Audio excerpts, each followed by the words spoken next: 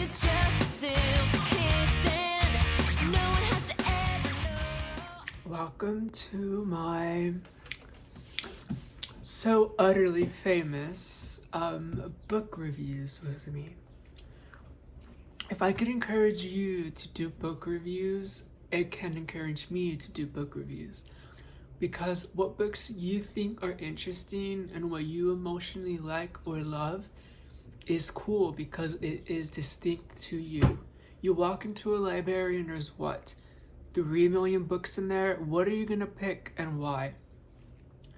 But that being said, I went all the way to the beginning of Little House in the Big Woods, the first book in the Little House on the Prairie series.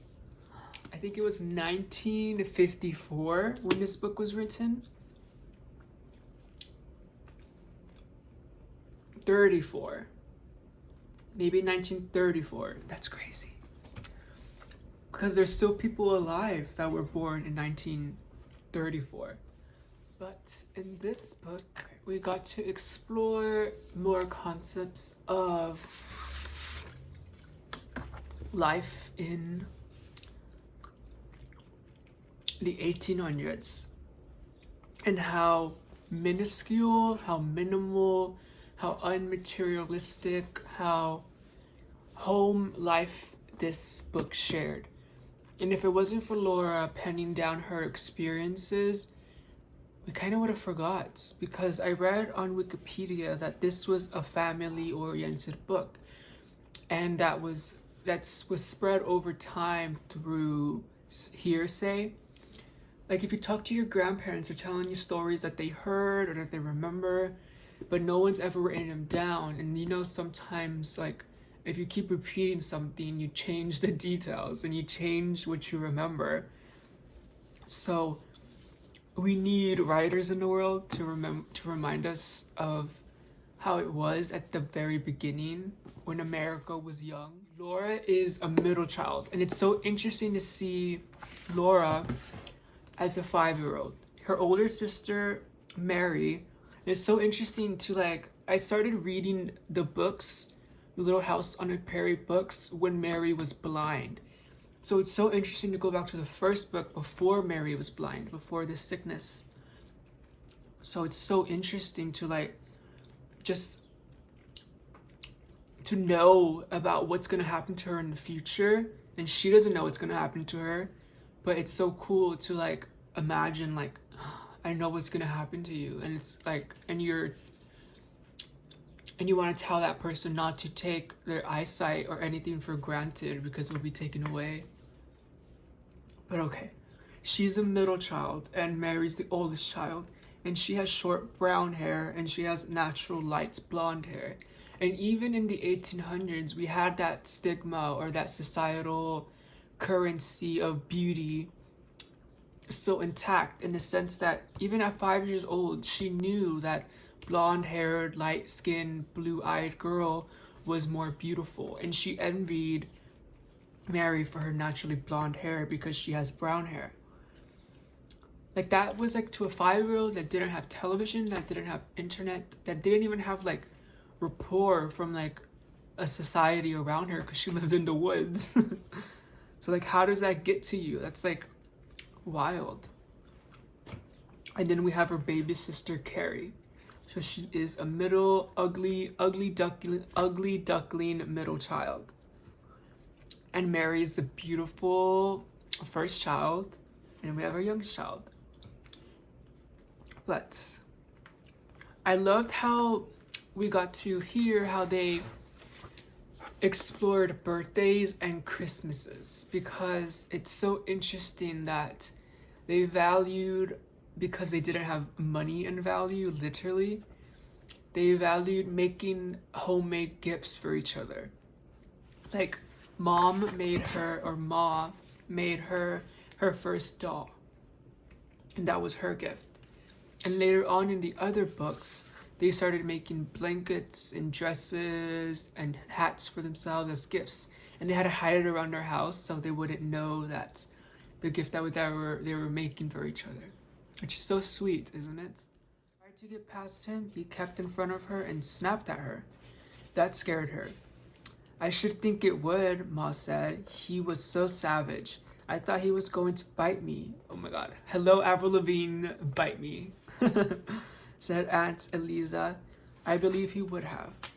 I never heard of such a thing, said Ma. What on earth did you do? I turned right around and ran into the house where the children were and slammed the door, Aunt Eliza answered. So this passage was talking about how Aunt Elisa was pregnant with a baby and she would go to the stream every day to get water, to cook, to drink, to make tea. Isn't that cool? We used to like go to streams to collect our water and then go back home instead of like going to Costco and buying like a 40 pack of plastic water bottles. We had to actually go to the stream. But okay. And she used to take her dog with her because her dog would protect her. And dogs can't speak, right? But they can't speak, so they use their other senses more. So they use their ears and their instinct more. It's interesting to like give so much responsibility to a dog and not to see it as someone or something so smart and so instinctual and protecting.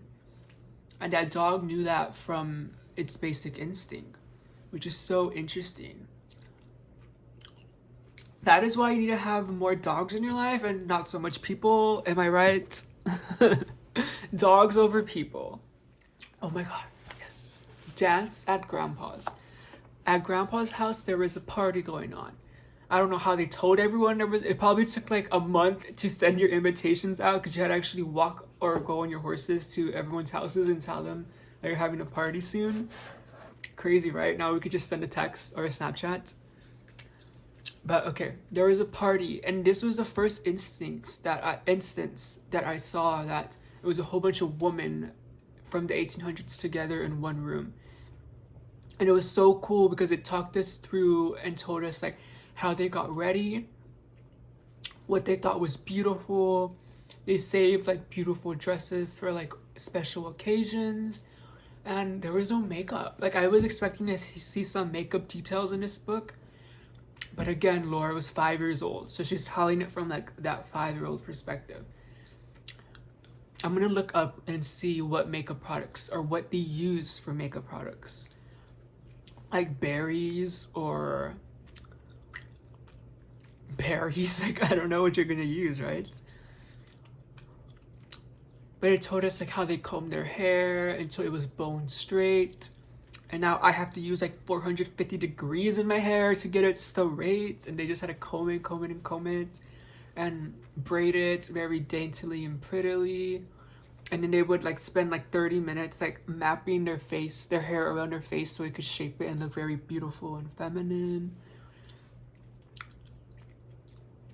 It's just so cool to see like the 1800s, how they got beautiful or how they got dolled up. We're still kind of the same. It's only been 200 years. That's why when we see like politics or social uproar, because we think intellectually that we're so like far upon the 1800s and so like advanced as a society, but 200 years isn't that much. That's 2 lifetimes. That's it. So like the mentalities that were formed back then are still intact today. We might think they're not, but once you turn the internet off, once you turn the electricity off, what are we gonna do? And there's no gasoline. We're gonna act the same as we did in the 1800s. It's kind of weird to think about that. Imagine if they turned all the electricity off, all the lighting off, all the gas off. What would we do? What would you do? And no, I would put makeup on so that I can feel pretty and then read books to my dogs. But peace out. I'll see you at my next Little House on the Prairie book review. Peace out. God save all of us.